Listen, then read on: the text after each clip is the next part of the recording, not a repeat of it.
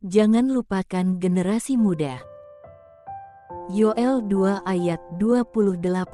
Kemudian daripada itu akan terjadi, bahwa aku akan mencurahkan rohku ke atas semua manusia, maka anak-anakmu laki-laki dan perempuan akan bernubuat, orang-orangmu yang tua akan mendapat mimpi, teruna-terunamu akan mendapat penglihatan-penglihatan. Jangan melupakan yang namanya generasi muda. Kemajuan suatu negara akan ditentukan oleh siapa yang memimpin dan siapa pembantu-pembantunya. Yang pasti, setiap pembantu-pembantu suatu negara harus dipilih orang-orang yang energik, dinamis, pandai, berhikmat, cerdas, kokoh dalam pendirian, jujur dan setia dalam menunaikan tugas atau amanah yang diembannya. Dan itu dapat ditemui dalam generasi milenial masa kini yang takut akan Tuhan. Menciptakan suatu generasi muda yang takut akan Tuhan bukanlah perkara mudah. Semua itu harus dimulai dari kehidupan keluarga. Orang tua harus menjadi cermin atau teladan bagi para anak-anak mereka. Demikian juga di dalam suatu pelayanan gereja. Generasi muda adalah pilar kekokohan suatu gereja. Kehancuran suatu gereja akan terjadi apabila pemimpin gereja tidak menaruh kepercayaan pada generasi mudanya.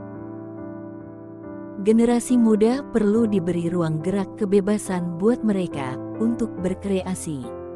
Tetapi tetap di dalam pantauan para seniornya, supaya mereka disiplin dan melakukan segala sesuatunya di dalam Tuhan. Gereja harus mempersiapkan para generasinya kelak untuk menjadi seorang pemimpin masa depan.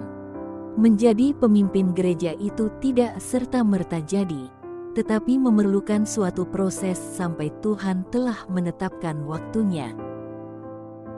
Musa dipersiapkan Tuhan memimpin bangsa Israel pada usia 80 tahun. Yosua pada waktu sebagai pengintai Kanaan berumur 55 tahun, dan menggantikan Musa ketika mati, ia berumur 93 tahun.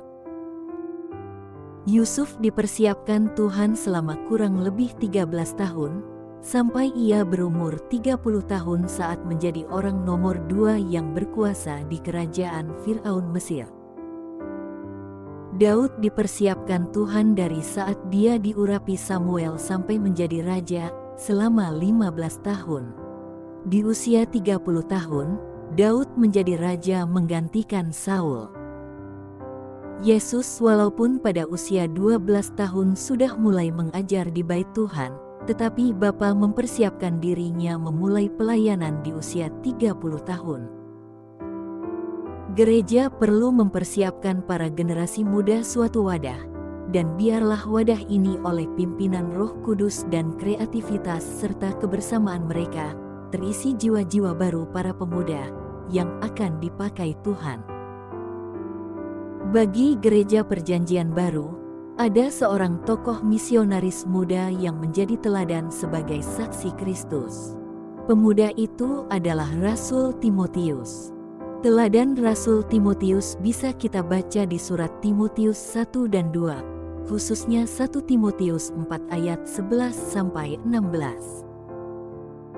Para pemimpin gereja dan seniornya harus membantu dan memotivasi mereka untuk lebih serius menerima panggilannya.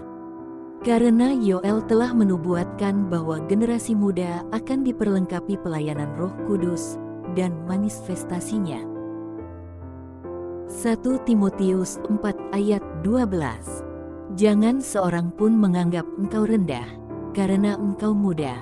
Jadilah teladan bagi orang-orang percaya, dalam perkataanmu, dalam tingkah lakumu, dalam kasihmu, dalam kesetiaanmu dan dalam kesucianmu.